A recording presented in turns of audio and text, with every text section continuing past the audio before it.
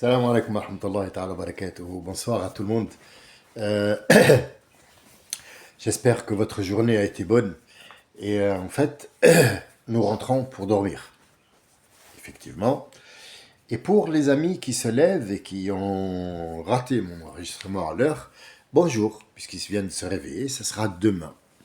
Ils trouveront l'enregistrement. Donc, dans tous les cas, bonjour, amis du jour, bonsoir, amis du soir. J'espère que vous allez bien. Tout à l'heure, j'avais fait un petit enregistrement concernant le mariage, les machins. Comme vous vous en doutez, bien sûr, il y a toujours un petit... il y a toujours un petit parasitage un petit peu partout. S'il n'y a pas de code, s'il n'y a pas de code, nous ne pourrons pas vivre. Il faut le savoir. S'il n'y a pas de code dans la vie, que ce soit un petit village, que ce soit un grand village, que ce soit un rassemblement de gens dans une habitation, que ce soit une ville, que ce soit un continent, s'il n'y a pas de code, il n'y a pas de vie. Ça va être le désordre, le chaos. Tout le monde le sait. Et il y en a qui sèment le chaos. Comme par exemple Trump maintenant est en train de semer le chaos dans le monde. Il est en train de plier la main à tout le monde. Mais sachez que rien n'est perdu et il est sous le regard d'une force qui est plus grande que lui et que les autres. Et les autres, pardon.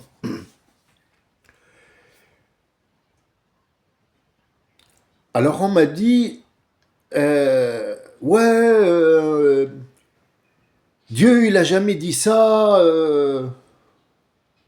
Ah, c'est toujours les fanatiques, hein, les extrêmes.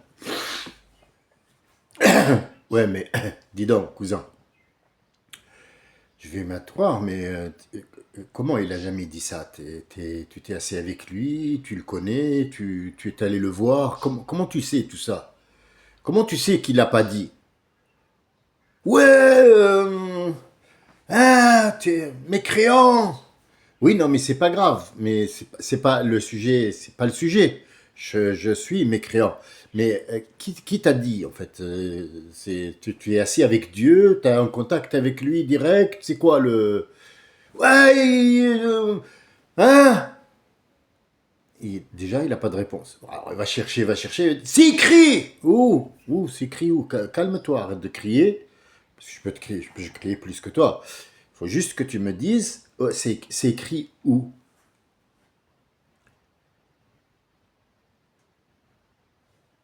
C'est écrit où? Ce que tu racontes là. Parce que moi, je t'ai dit mon sentiment, je t'ai dit ma façon de penser, et je t'ai expliqué un petit, même pas un verset, j'ai dit voilà, le mariage, c'est un contrat, aqd, aqd, c'est un contrat. J'en ai fait même au moins 2 enregistrements sur l'aqd, le nœud, le contrat que tu as fait avec cette dame, et qu'à telle et telle chose, que la dame a son mot à dire. Celui qui a dit ça, j'ai bien compris que derrière, ça lui a pas plu que moi je dise que la femme doit donner son accord. C'est juste ça, il faut le savoir. Mais moi je fais l'imbécile, pourquoi? Pour le mener au propre trou, à son propre piège. Il va se refermer sur lui. Il a dit comment? Est-ce que tu l'as enregistré, Dieu? Comment il l'a dit? Dire, ça veut dire dit, t'as entendu. C'est ça? Non, c'est écrit. Ça, c'est la première faute déjà. Quand tu lis, tu entends. Et si tu entends, tu l'as entendu. Quand Macron écrit une lettre. Cher compatriote. Et quelqu'un te dit, c'est écrit, cher compatriote. Tu as entendu ce que Macron a dit. Donc lui, déjà là, avec le doute, il sait même plus est-ce que il a entendu ou l'a pas. Déjà il est assommé, tu vois. Je dis, mais oui, mais montre-moi. Si... Bon, moi, je suis mécréant, d'accord, il n'y a pas de souci. Moi, je veux bien être mécréant. Je suis libre. Je veux aller en enfer, c'est mon droit. C'est un droit légitime, quelqu'un qui te dit, voilà, moi, j'ai choisi d'aller en enfer. Voilà. Je suis libre à moi de faire ce que je veux. Par contre, moi, il faut que je sache. C'est écrit où? Dans le Coran, oui, mais je t'ai pas dit c'est écrit dans Victor Hugo. Ouais, il m'a dit c'est des phrases. Alors déjà, le Coran, c'est pas des phrases, mon ami. Ce sont des instructions. C'est des codages. Déjà, là, tu es à 100 000 lieues si j'étais à toi. Si j'étais toi, hein, à 100 000 lieues, moi, je la fermerais si j'étais toi. Mais bon, je vais continuer. Alors, c'est des codages, c'est pas des phrases. Mais dis-moi, dans ce guide-là, dans quel verset, dans quel chapitre c'est écrit l'histoire du mariage et des machins? Où ça? Moi, je sais pas, mais l'imam, il a dit, toi, t'es pas imam. Alors, je t'explique, mon ami. Je vais t'expliquer un truc. C'est très simple. Excuse-moi, je suis enrhumé aujourd'hui. Mais je vais faire l'impossible pour te répondre. Tu vois, par exemple,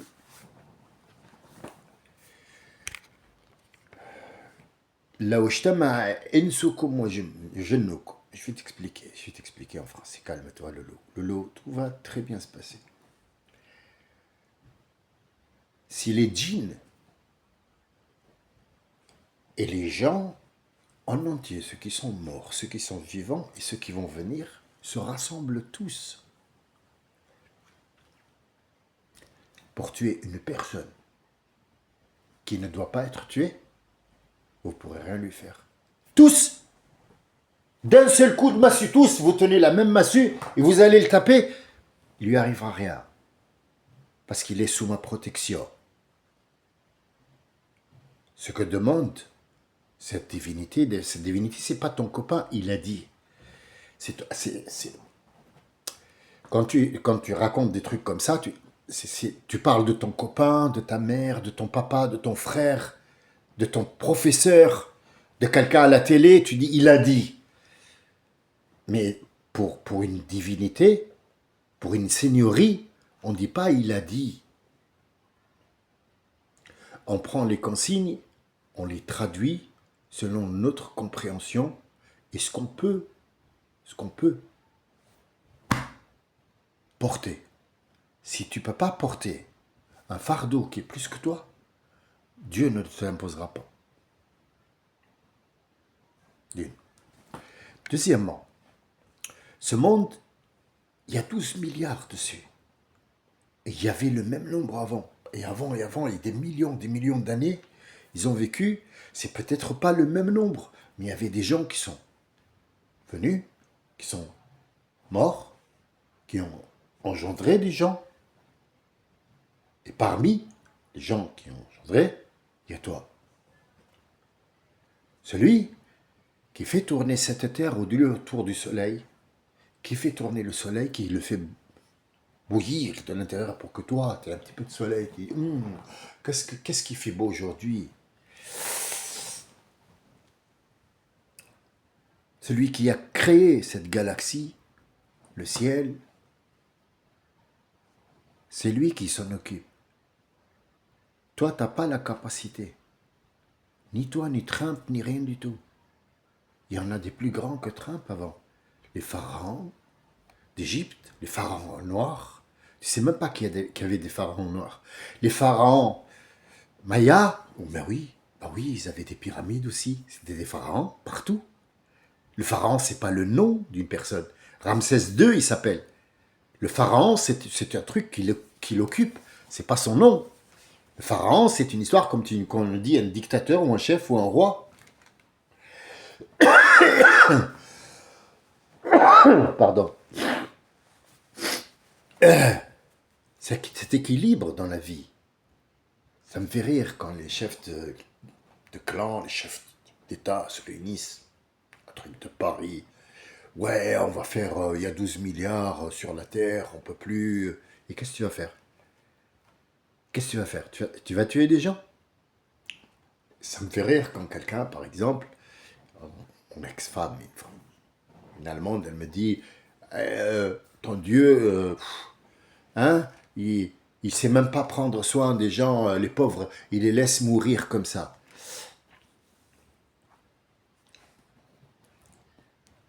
Et toi, tu peux gérer ça? Dis-moi, est-ce que tu peux gérer ça, toi? Est-ce que tu peux gérer la quantité d'oxygène? Est-ce que tu peux gérer tous les arbres, tous les racines, tous les animaux nocturnes et journalières, et l'air, le soleil, la quantité d'UV, la quantité d'oxygène dans la quantité d'azote, comment est-ce que tu peux gérer tout ça? Je te donne tous les équipements que tu veux. Je t'explique. Tu n'as découvert de l'océan que 1% pour l'instant. Donc, tu n'es pas en mesure de me dire que tu gères. Pourquoi? Pour la simple raison que si tu as... Maintenant, là, moi, je te mets un laxatif, tu ne peux pas te contrôler. Comment? Dans 5 secondes, tu vas te chier dessus. Et dans 5 secondes, tu es en train de te chier dessus. Et tu me dis, moi, je gère le monde. Tu gères rien du tout. Tu es con comme un balai. Alors, le balai, au moins, il sert à quelque chose. On nettoie avec. Toi, tu sers à rien. Voilà ce que je voulais t'expliquer. Moi, quand j'ai parlé de choses, j'ai au moins réfléchi. J'ai donné mon opinion. J'arrête pas de le dire à chaque fois, tellement c'est devenu chiant. J'ai honte de le dire. Je ne suis pas professeur, je ne suis pas chimiste, je ne suis pas savant, mais j'ai un petit savoir, une façon de voir les choses autrement que ce qu'on nous a... lavage de cerveau complet. Toi, tu n'as pas de cervelle déjà. Une. Deuxièmement, avant de parler, il faut savoir de quoi tu parles. Il n'y a personne qui peut gérer ça. Les 12 millions, les 8 milliards sur la Terre, s'ils sont là, c'est qu'il y a une force divine. Pour ne pas dire Allah, par exemple, si je dis Allah, ils vont dire oh non, une force divine, appelle-la ce que tu veux. Pierre, bateau, marque de café, comme tu veux. Nomine-la comme tu veux. Tu es libre de lui donner des noms. Et moi aussi, je suis libre de lui donner des noms par rapport à ce qu'on nous a donné. Par exemple, Dieu, il s'appelle Al-Karim. Al-Karim, c'est le généreux. Qu'est-ce qu'une générosité? Ça veut dire que moi, par exemple, tu viens chez moi, je suis un vendeur de vêtements, tu me dis, voilà, je vais acheter chez toi une survette. Donc déjà, je te fais un prix, je ne veux pas gagner grand-chose, et puis je te dis, tu sais quoi, vas-y, prends les chaussures et les trucs, allez. Il n'y a pas de retour. J'attends pas de retour. Ça s'appelle une générosité. Alors Dieu, il s'appelle le généreux, et toi aussi, tu peux être généreux. Mais est-ce que ta générosité à toi ressemble à la générosité de Dieu? Dieu il est généreux avec toi puisque tu es, comme tu dis, un kofar et il te laisse vivre. Il te laisse vivre et il te donne. Et toi, tu es en train de l'insulter. Ouais, je crois pas en Dieu, ouais, moi, tout ça, il va faire caca le matin. Mais quand même, il vit et Dieu lui donne de l'argent. Il lui donne, il lui donne, il lui donne. C'est de la générosité. Mais attention, ne t'y prends pas. Attention. Ne regarde pas la chose de ce côté-là. Parfois, on te donne pour te couler, pour bien te couler, toucher couler. Et parfois, on te donne parce que tu mérites et que tu as la force de porter tout ça. Qu'on dit un élu. C'est quoi un élu? C'est quelqu'un qui a la force de porter un message venu d'un monde que les gens ne connaissent pas, c'est nouveau pour eux. Ils vont le tabasser, ils vont le tuer, ils vont lui lancer des pierres, ils vont le démentir, mais il a la force d'endurer tout ça. 1 sur 1 milliard. La vie, elle a toujours été guidée, contrôlée par une force qui te dépasse, qui t'a créé toi-même de ce monde. Dans le monde, dans la terre où tu vis, il y a des arbres qui poussent de la végétation. Toi aussi, tu as de la végétation. Si on peut mettre un équivalent, ça c'est des poils, c'est pas de la végétation, mais comme il se passe dans la terre, il se passe en toi. Parfois, la terre, il y a un volcan qui se met en éruption. Parfois, toi aussi, tu es en éruption. Parfois, il fait beau, tu as le sourire. Parfois, il fait gris, tu es gris aussi. Tu as des veines, la terre aussi, il y a des racines. Tu sors de ce monde, tu as été créé de cette terre-là. Donc, absolument, tu lui ressembles. Et tu vas revenir à cette terre quand tu seras mort. Tu peux te brûler comme tu veux. t'incendies où tu veux, qu'on te coupe au morceau, tu vas revenir à la terre de toute façon. Je te donne un exemple, la mer, allez, toutes les mers qui existent sur la terre. Tu vas mettre 2 gouttes de sang dedans. Franchement, où ils sont ces 2 gouttes de sang? Alors, il y a sûrement un âne qui va dire ils n'existent même plus parce que les océans, ils les ont. Ferme ta gueule, ferme ta gueule, ferme ta gueule. Ferme-la. Complet. Physique, mental, tout ça. Vas-y, vas-y, je t'hypnose, comme ça tu fermes ta gueule. Les 2 gouttes de sang existent, même s'ils se séparent, les molécules, ils sont là. Quelque part, ils sont là. Ils existent où tu les as mis dans la mer. Et ils peuvent être, après, absorbés par le soleil, et ils vont être reconduits en pluie, mais ils sont là. Il n'y a rien qui est sorti de la terre. Il n'y a rien. L'eau qui a été depuis le temps, il est là. Sauf qu'il change d'endroit. Il y a des moments où il va là-bas, il y a des moments où il est là, il y a des moments où il est là-bas. C'est le même eau que tu bois depuis que le monde est monde. Qui gère tout ça, toi? Non. La première des choses quand tu vas en ville et que tu vas faire pipi et que toutes les toilettes sont fermées, qu'est-ce que tu fais? Tu te contrôles jusqu'à la maison? Jamais de la vie. Jamais de la vie. Comment tu te contrôles pas dans ce genre de situation et tu veux contrôler la vie? Dis-moi. En fait, c'est l'esprit le plus simple et le plus basique de penser qu'il y a une force plus forte que toi. Et que peu importe ce que tu fais, tu n'arriveras pas à contrôler ton monde. Le monde est contrôlé à ta place pour toi. Pas contre toi. Mais c'est toi qui te pourris la vie. T'imagines, Dieu, il va faire rentrer quelqu'un en enfer parce qu'il a mangé une pomme? Et que c'est lui qui a créé la pomme? C'est idiot ce que tu racontes. C'est con. C'est con. C'est pas sur la pomme qu'il va te juger. S'il y a une pomme, toutefois. C'est comment toi, tu gères tes mouvements par rapport à ce qu'il te demandait de faire avec cette pomme qu'il t'a donnée. C'est pas pour la pomme. Et qui t'a dit que moi, je vais aller en enfer et que je suis un kofar? Et qu'est-ce que c'est le mot kofar d'abord, déjà? Dis-le-moi. Tu sais ce que c'est le mot kafar? Kofar, c'est quelqu'un qui a démenti. Al-kufru huwa takdhib. Et il prend un autre aspect. Al-kufar, ce sont qui te mènent la guerre. Il y a al-mushrikin, ceux qui associent quelqu'un à Dieu, mais qui t'ont rien fait. Ceux-là, tu n'as aucun pouvoir sur eux. Tu les laisses tranquilles. Il peut croire en une pierre et il dit que c'est Dieu. Moi, je n'ai pas à intervenir. Moi, j'ai juste à lui dire, ça c'est une pierre. Mais s'il a dit que c'était Dieu, pour lui c'est Dieu. J'ai pas à lui dire non.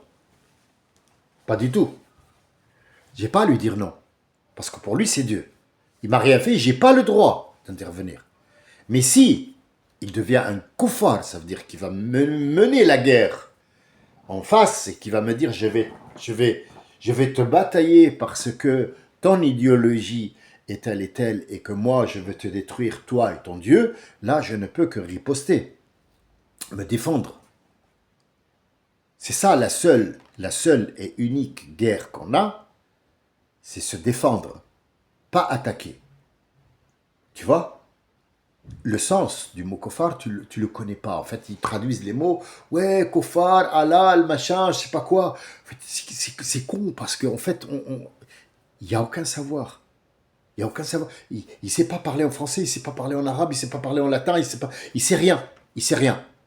Je vais vous donner, pour terminer, un verset que tout le monde peut aller voir, même en français. Mais attention, vous allez juste le lire seulement, mais le comprendre, je ne sais pas trop. Alors moi, je vais vous faciliter la tâche. Je vais vous donner le point de vue de moi. Voilà, je parle maintenant, moi, toi là-bas, lui ici. Mon propre point de vue, selon mes études et selon le codage. Ce codage-là, c'est comme le code barre. Il a 50 millions de nuances. Tu peux même... Tous les trucs du monde, ils ont un code barre. Il n'y a aucun code barre qui ressemble à l'autre.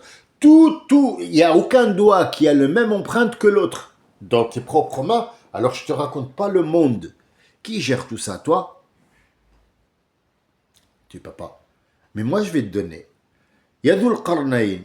Dhul Qarnayn, il existe dans le chapitre, si ma mémoire est bonne, 18, la grotte. Qu'est-ce qu'elle dit à la fin? Et ils vont te poser des questions sur Dhul Qarnayn. Dhul Qarnayn, c'est le monsieur qui a deux cornes. C'est la traduction. Deux cornes, ça ne va rien dire du tout. L'homme qui a deux cornes. C'est con. Mais il nous parle d'une personne et Dhul Qarnayn a un autre sens.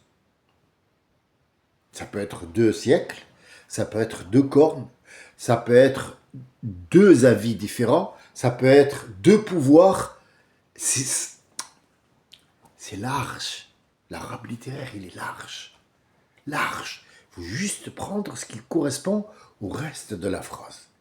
C'est quelqu'un à qui on a donné le pouvoir et on a donné toutes les chances et toutes les causes possibles et on les lui a données. C'est ce que dit c'est une personne à qui on a donné toutes les causes, on les a préparées, on lui dit, suis juste la cause.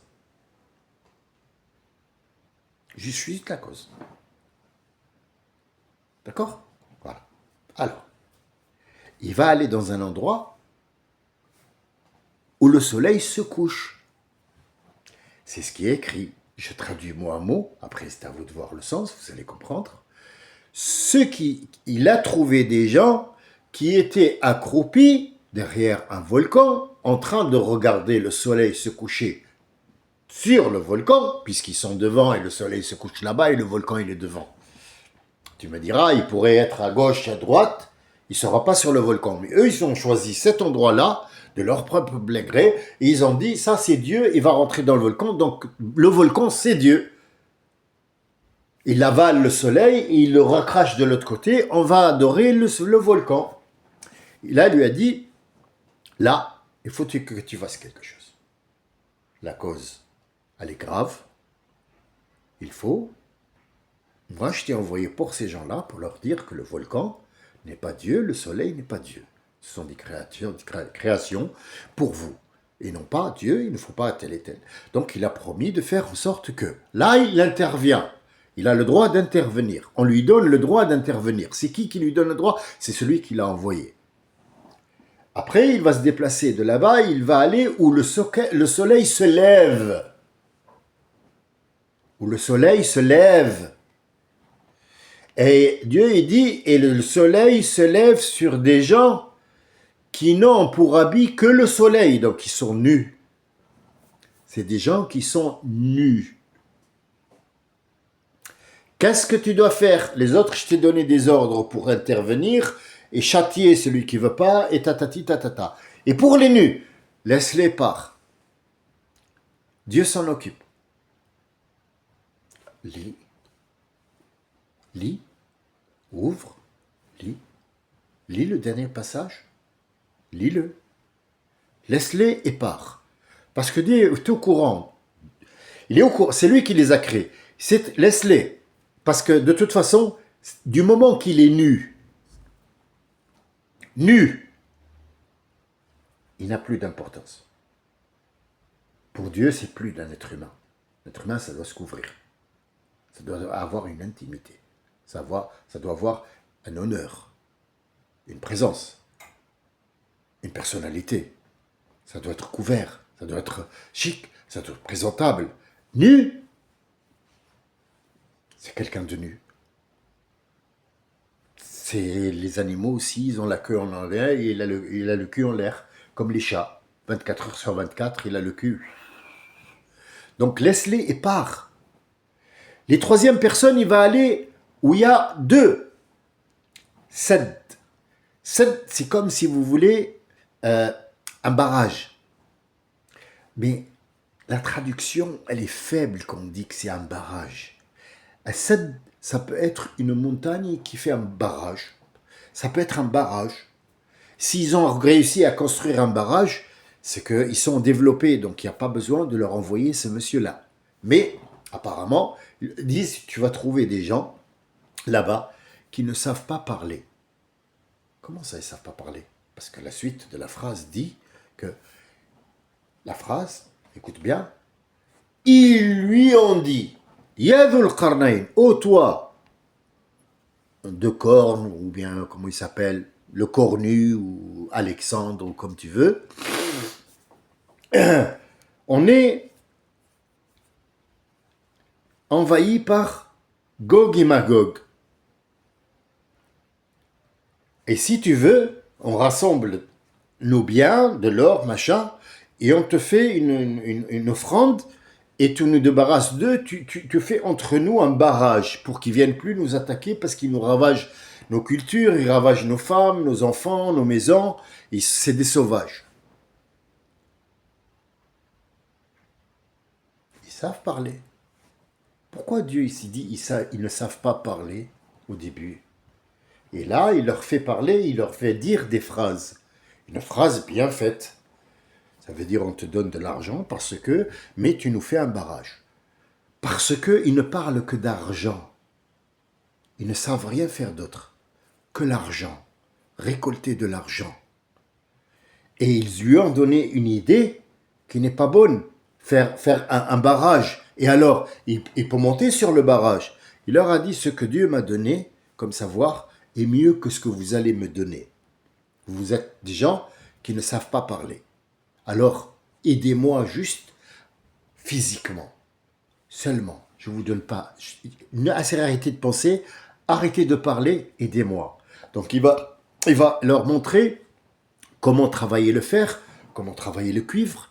Et il a dit, nous allons les couvrir, les ensevelir plutôt. Ils vont être ensevelis. Gog et Magog vont être ensevelis. Et donc c'était un métal qu'ils n'ont pas pu creuser ni escalader. Ça, c'est une explication tellement basique que j'ai vraiment honte de moi de revenir en arrière pour donner un truc basique parce que moi je suis allé plus loin que ça. Plus loin.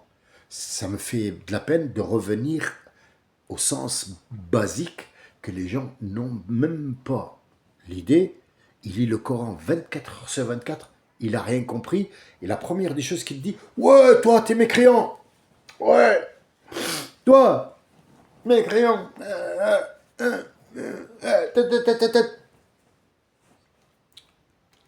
c'est con. J'ai pris beaucoup de votre temps pour vous expliquer la stupidité de l'être humain et comment il réagit à quelqu'un qui est un peu plus intelligent que lui. Il n'aime pas trop. Les gens n'aiment pas qu'on leur dise « Viens, je te montre ». Il va te montrer quelque chose de fausse ou de faux et il va te dire « Allez, dis-moi bravo ». C'est ça le monde dans lequel on vit. Maintenant, 28 minutes, c'est beaucoup. Je vous remercie de votre écoute. Je vous dis peut-être à la prochaine fois. On n'a pas assez parlé. On n'aura jamais assez parlé. C'est un plaisir. C'est un plaisir de partager avec vous mes idées, mon point de vue. Et si l'un de vous a quelque chose à rajouter, son commentaire, il est le bienvenu. Salam, shalom, salut, wa alaykoum salam, et à bientôt, Inch'Allah, dans d'autres enregistrements pareils que celui-là.